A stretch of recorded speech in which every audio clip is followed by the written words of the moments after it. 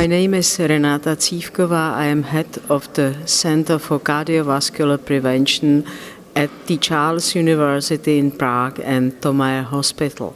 In the past, I served for many years as the secretary to the European Society of Hypertension, and I was also the last chairperson of the ESC working group Hypertension and the Heart.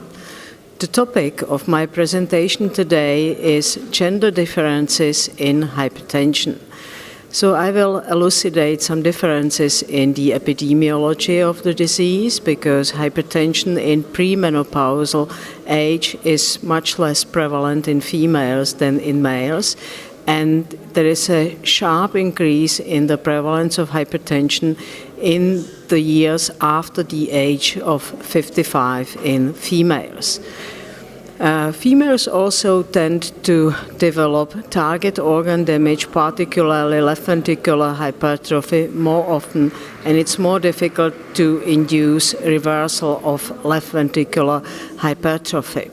There are some very specific gender issues like hormonal contraception. So hormonal contraception in the majority of females does increase blood pressure a little bit and should be given only to healthy females younger than 35 years, non-smoking, and with no history of thromboembolic disease.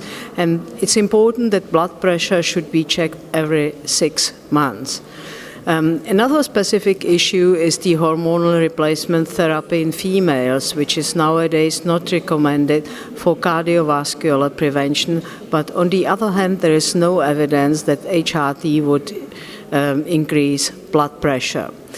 When we look at large clinical trials, there are some differences in the outcome between males and females, but usually very small. There are major differences in the number of reported adverse events.